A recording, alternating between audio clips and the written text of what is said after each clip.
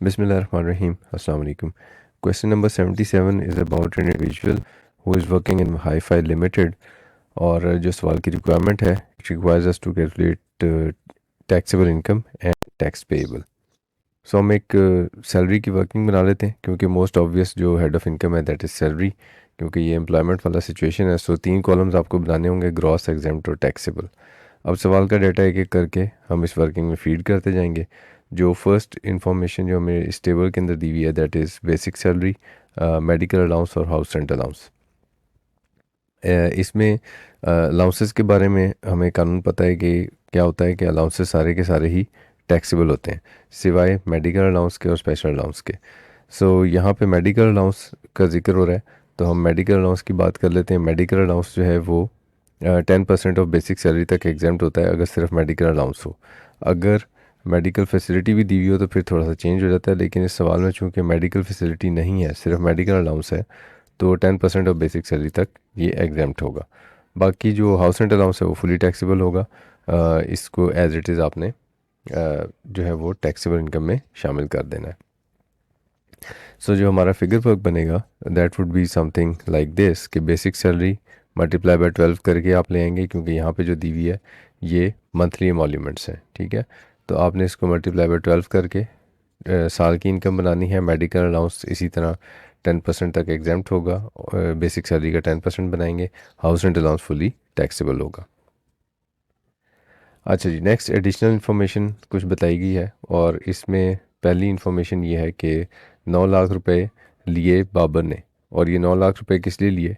For signing a bond कि वो resign नहीं करेगा 30 जून 2025 तक. सो ये जो 9 लाख रुपए हैं अपने एम्प्लॉयर से आपने रिसीव किए हैं, और ये सैलरी में हमने पढ़ा था एक item which is called profits in lieu of salary. और profits in lieu of salary में हमने पढ़ा कि अगर कोई कंसिडरेशन ली जाए, एम्प्लॉय कोई कंसिडरेशन ले for is agreement to a restrictive covenant to any past present और फ्यूचर एम्प्लॉयमेंट, कि अगर वो अपने ऊपर कोई रिस्ट्रिक्शन कबूल करने के कोई कंसिडरेशन ले तो वो भी सैलरी इनकम का ही पार्ट है. ठीक है जी. सो इसका मतलब ये हुआ कि ये जो कंसिडरेशन इसने रिसीव की, जो परफॉर्मेंस बॉन्ड है, ये सैलरी इनकम का ही पार्ट होगा. सो 9 लाख रुपए आप सैलरी इनकम में लिखेंगे एंड इसमें कोई भी एग्जामेशन अवेलेबल नहीं है, तो इसलिए ये 9 लाख रुपए for performance bond salary income में शामिल हो जाएगा. Next item is company maintained car for both official and private use. ये गाड़ी जो है परचेज़ की गई है 1 अगस्त 2023 को at fair market value of 15 lakh. अगर गाड़ी आपको मिले ऑफिशियल एंड प्राइवेट यूज़ तो हम उसका ट्रीटमेंट क्या करते हैं? सो वो ट्रीटमेंट ज़रा एक दफ़ा देख लेते हैं हम. सो अगर गाड़ी हमें मिले यानी कि vehicle so official and personal use के लिए है, तो हमने उसको करना ये है कि 5% ऑफ कॉस्ट ऑफ व्हीकल ये सैलरी इनकम में शामिल करना है. लेकिन ये एनुअलाइज्ड वैल्यू होती है, ये एनुअल वैल्यू होती है बेनिफिट की. लेकिन आपने जो व्हीकल परचेज़ किया है वो 1 अगस्त को परचेज़ किया है. इसका मतलब ये है कि जुलाई के मंथ में आपके पास ये व्हीकल अवेलेबल नहीं था. 11 महीने के लिए आपको ये कन्वेंस फैसिलिटी प्रोवाइड की गई है. सो इसका फिर ट्रीटमेंट कैलकुलेशन क्या बनेगा जी? इसका कैलकुलेशन इस तरह से बनेगा कि आप 15 लाख का 5% और फिर 11/12 भी इसको करेंगे, क्योंकि 11 महीने के लिए बेनिफिट अवेलेबल था. 68,750 कार की वैल्यू आपने सैलरी इनकम में शामिल कर दी. अच्छा जी, next item is an item of inventory जो कि बाबर को प्रोवाइड किया गया है. ये जो इन्वेंट्री का आइटम बाबर को दिया गया, इसकी कितने का दिया गया? On 1 January 2024 HFL sold an item of inventory to Babar for 12,000 में बाबर को दिया गया. और जबकि इस आइटम की वैल्यू 31 दिसंबर की और 30 जून की दी गई है. आपको इसमें से पहले तो ये फिगर आउट करना है कि रेलिवेंट वैल्यू कौन सी है. डेफिनेटली वो वैल्यू रेलिवेंट होगी जब ये बाबर को आइटम दिया गया. बाबर को आइटम दिया गया है 1 जनवरी को, तो इसका मतलब 31 दिसंबर वाली वैल्यू हमारे लिए रेलिवेंट है. 31 दिसंबर को इसकी वैल्यू थी 22,000 रुपये. ठीक है. सो 22,000 रुपये इसकी वैल्यू थी आइटम की, जो कि बाबर को दिया गया, और कितने में दिया गया? 12,000 में दिया गया. तो आप क्या करेंगे? आप 22,000 में 22,000 का आइटम है जो उसको दिया गया है और 12,000 रुपये में दिया गया है, तो इसलिए 22,000 में से 12,000 माइनस करेंगे. ये वो अमाउंट ऑफ बेनिफिट होगी जो एम्प्लॉय को दी गई. ठीक है जी. सो ये अगर आप थोड़ा सा पर्कुलेट्स में जाकर देख लें तो एनी अदर परक्विजिट में हमने पढ़ा था कि फेयर मार्केट वैल्यू जो भी उसको कोई आइटम दिया गया, जैसे यहाँ पे इन्वेंट्री बताया जा रहा है, less payment by employee to the employer, तो यहाँ 22,000 का आइटम उसको दिया गया और उसके बदले में 12,000 रुपये से लिए गए। सो 22,000 में से आप 12,000 माइनस करोगे और बाकी जो जवाब बनेगा वो सैलरी इनकम में शामिल कर लिया जाएगा। ठीक है जी। So simple calculation would be 22,000 minus 12,000 और जो बाकी जवाब बचा उसको आपने सैलरी इनकम में शामिल कर लिया। तो this was as simple as this. Next जो आइटम है that is employee share scheme. Employee share scheme जो है इसको ज़रा ध्यान से देखना पड़ेगा कि इसमें हुआ क्या, कि सबसे पहले तो इसको ऑप्शन मिला 2500 शेयर्स ख़रीदने का। ठीक है जी। और जो पेरेंट कंपनी है उसके शेयर्स वो ख़रीद सकता है जो कि हांगकॉन्ग स्टॉक एक्सचेंज में लिस्टेड है। और option was exercisable after completion of 1 year of service with HFL। ये अगस्त 2020 में ऑप्शन मिला, तो इसका मतलब 1 साल कंप्लीट जब होगा अगस्त 2021 में, तब ये ऑप्शन एक्सरसाइज कर सकेगा। Babar paid an amount equivalent to 2 lakh to acquire the option. Option हासिल करने के उसने 2 लाख रुपए अदा किए थे। उस वक्त फेयर मार्केट वैल्यू ऑप्शन की 2,50,000 थी। सो ऑप्शन की फेयर मार्केट वैल्यू का हमारे किसी भी टैक्स ट्रीटमेंट से कोई ताल्लुक नहीं होता है। सो हमने एम्प्लॉई शेयर ऑप्शन का ट्रीटमेंट जो डिस्कस किया है वो क्या किया है, वो हमने ये डिस्कस किया कि जो एम्प्लॉय शेयर ऑप्शन जब आपको ऑप्शन मिलेगा तब तो कुछ भी सैलरी इनकम में शामिल नहीं होगा, नथिंग विल बी टैक्सेबल। तो इसलिए ऑप्शन की जो भी मार्केट वैल्यू है वो कोई रेलेवेंस नहीं रखती है। हाँ, ऑप्शन जब एक्सरसाइज हो जाए या ऑप्शन को ही डिस्पोज ऑफ कर दिया जाए तब कोई टैक्स इम्प्लीकेशन बनेगी। तो अब यहाँ पे देखें ऑप्शन इसने इसके साथ ऑप्शन ऑप्शन के साथ इसने क्या सलूक किया। 2 लाख रुपए देकर इसने ऑप्शन ख़रीद लिया। उस ऑप्शन की मार्केट वैल्यू जो 2.5 लाख रुपए बताई गई है वो इररेलेवेंट है। 1 सितंबर 2022 को इसने 3 लाख रुपए पे किए और फिर उसके बाद इसके पास शेयर्स आ गए। ठीक है, यानी इसने ऑप्शन को एक्सरसाइज कर लिया। तो ऑप्शन को एक्सरसाइज जब कर लेते हैं तो फिर क्या होता है, आप exercise the option and receive the shares, तो आपके पास शेयर्स आ जाते हैं। ठीक है, शेयर्स आ गए। क्या इनके ऊपर रिस्ट्रिक्शन थी वो अब हम देख लेते हैं। The shares were issued to him on 15 September when market value of the share was equivalent to 375। So इसमें कहीं पे ये जिक्र नहीं है कि shares have been received with restriction on transfer. ठीक है, तो इसका मतलब ये हुआ कि shares were required without any restriction, ये वाला सिचुएशन बनता है। ठीक है जी, कोई रिस्ट्रिक्शन नहीं थी इसके ऊपर। अगर रिस्ट्रिक्शन नहीं थी तो जो भी फेयर मार्केट वैल्यू है उसमें से आप माइनस करोगे consideration paid to acquire option and shares. ठीक है जी। So fair market value shares की देख लेते हैं कितनी है। वो 375 रुपये बताई गई है। 375 मार्केट वैल्यू है शेयर्स की। और आपने कितना पैसा खर्च किया, 3 लाख रुपए खर्च किए शेयर हासिल करने के लिए और 2 लाख रुपए खर्च किए थे ऑप्शन हासिल करने के लिए। ठीक है जी। तो ये तो वो अमाउंट होगी जो आप सैलरी इनकम में शामिल करेंगे। So this will be included in salary income. और इसके बाद अगर आपने शेयर्स को बेच दिया, अगर आपने शेयर्स को डिस्पोज ऑफ कर दिया तो फिर क्या होगा, शेयर्स डिस्पोज ऑफ अगर हो गए तो फिर ऐसी सूरत में आप डिस्पोजल वैल्यू में से कुछ चीज़ें माइनस करेंगे consideration paid to acquire share and option, यानी कि वही 2 लाख और 3 लाख, जो यहाँ पे आपने 2 लाख रुपए का ऑप्शन ख़रीदा और 3 लाख रुपए के शेयर्स ख़रीदे, and minus amount previously included in taxable income. और अगर पहले कोई अमाउंट टैक्सेबल इनकम में शामिल हो चुकी है जो कि यहाँ पे ऊपर आपने की थी तो वो भी माइनस करेंगे। ठीक है जी। सो अब ज़रा हम इसका कैलकुलेशन वर्कआउट कर लेते हैं। जो लास्ट पैराग्राफ है उसमें बताया हुआ है कि आपने 2,000 शेयर्स को बेच दिया है। सो यहाँ पे ये चीज़ ध्यान में रखें कि आपने 2500 शेयर्स ख़रीदे थे लेकिन बेचे आपने 2,000 हैं। और इसकी जो कंसिडरेशन मिली है वो 8,75,000 मिली है, लेकिन 8,75,000 में से दो अमाउंट्स लेस हुई हुई हैं, 5,000 और 10,000। तो हम 8,75,000 को पहले तो ग्रॉस अप करेंगे और उसके बाद इन एक्सपेंसेस को माइनस भी कर लेंगे। ठीक है। सो अब ज़रा हम इसका ट्रीटमेंट बना लेते हैं अपने पास। पहले तो सैलरी इनकम में आप अमाउंट लिखेंगे कि कितनी आएगी। तो सैलरी इनकम में जो अमाउंट आएगी that will be something like कि आप 375 के शेयर्स हैं, मल्टीप्लाई करें 2500 से, तो ये वो कंसिडरेशन ये वो मार्केट वैल्यू बन जाती है 9,37,500। ठीक है। सो ये कौन सी वैल्यू आपने बनाई, ये वैल्यू आपने बनाई ये फेयर मार्केट वैल्यू। ठीक है। सो ये फेयर मार्केट वैल्यू आपने वर्कआउट कर ली। उसके बाद आप इसमें से माइनस करेंगे जो भी कॉस्ट थी।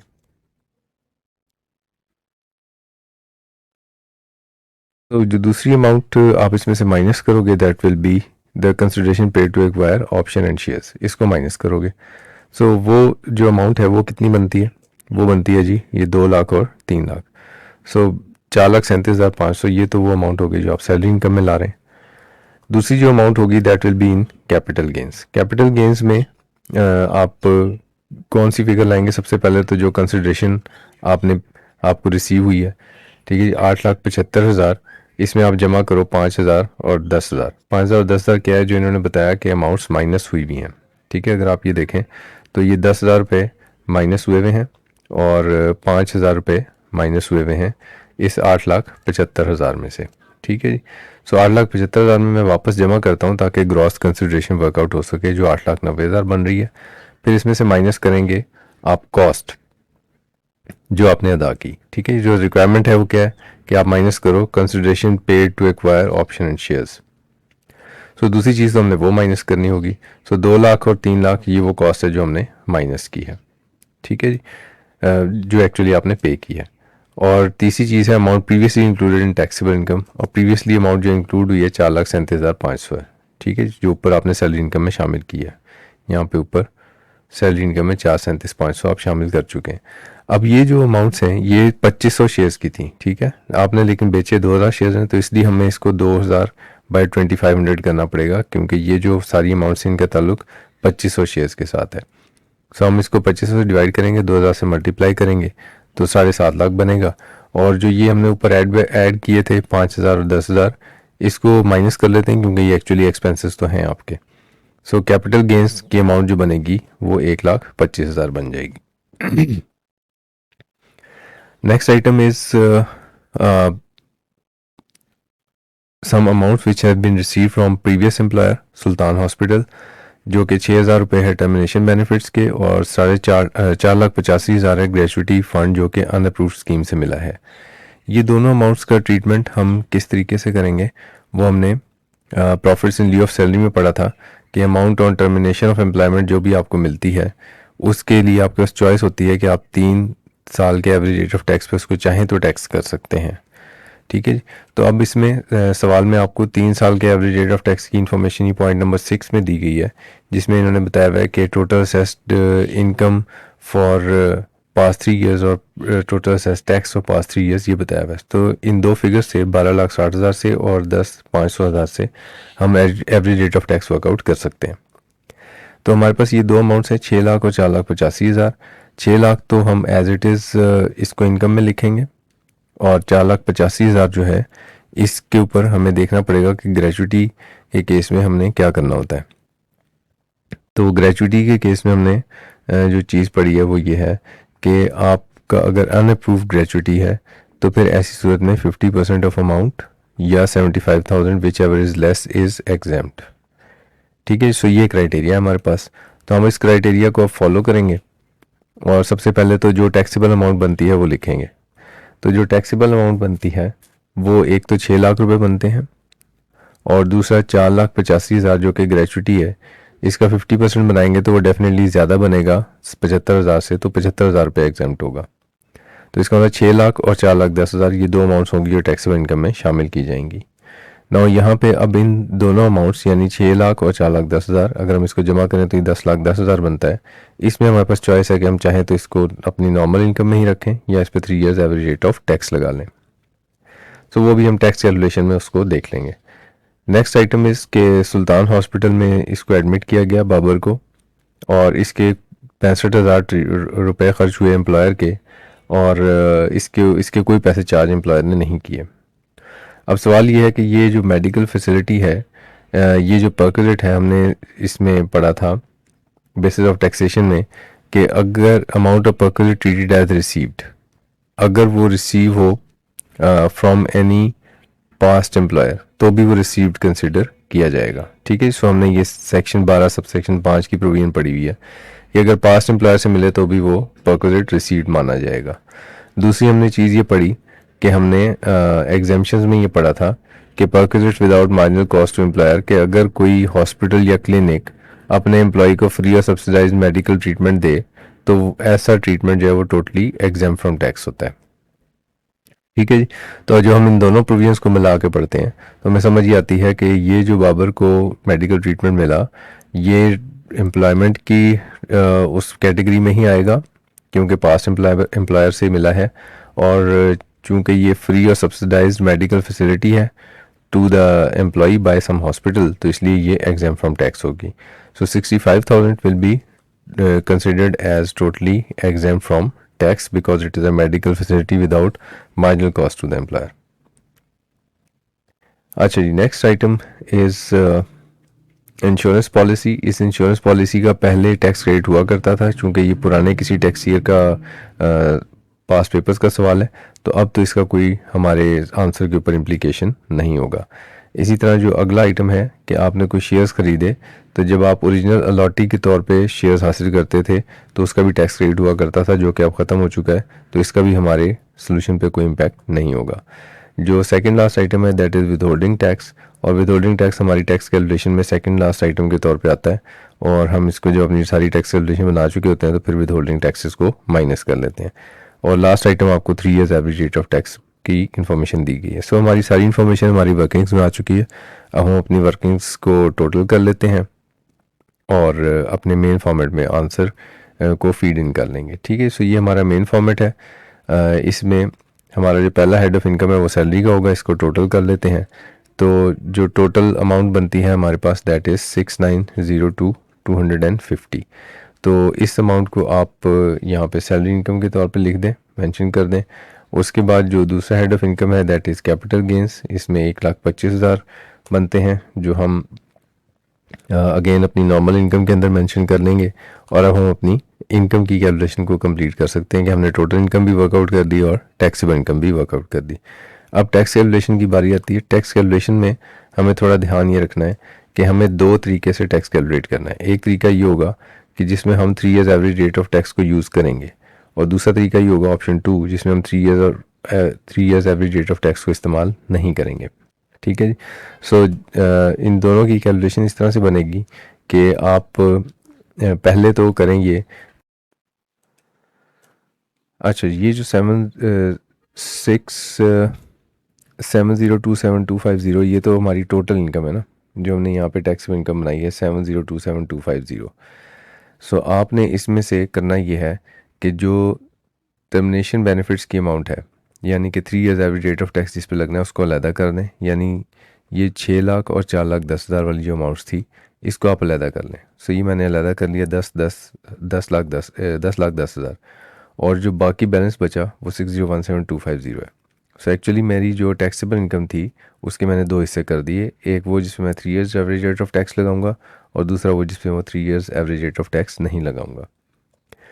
अच्छा जी, अब जो ऑप्शन 2 होगा उसमें मैं क्या करूँगा, उसमें मैं इन फिगर्स को अलहदा नहीं करूँगा, बल्कि पूरी की पूरी मेरी जो टैक्सेबल इनकम है उसी को उसको मैं उसके ऊपर जो सैलरीड पर्सन वाले टैक्स रेट्स हैं वो अप्लाई करूँगा। ठीक है जी। सो अब आप टैक्स रेट्स अप्लाई कर लो। टैक्स रेट्स जब आप अप्लाई करेंगे तो ऑप्शन वन में आपके पास दो रेट ऑफ टैक्स आ गए। एक तो 3 years average rate of tax 12% बनता है। ये 12% हमने कैसे बनाया, हमने वो जो ये दो अमाउंट्स दी हुई थी 12,60,000 को डिवाइड करेंगे 10,500,000 से, तो जो परसेंटेज बनेगी वो 12% बनेगी। तो 3 years average rate of tax 12% आ गया। तो आपने 12% से टैक्स वर्कआउट किया, और जो बाकी इनकम थी इसके ऊपर सैलरीड पर्सन के टैक्स स्लैब लगा दिया आपने। जो सैलरीड पर्सन के टैक्स स्लैब्स हैं ये आपको एग्ज़ाम में गिवन होते हैं, और आपने सिर्फ इतनी अकल इस्तेमाल करनी है कि यहाँ से करेक्ट स्लैब जो है उसको चूज़ कर लेना है। ठीक है जी।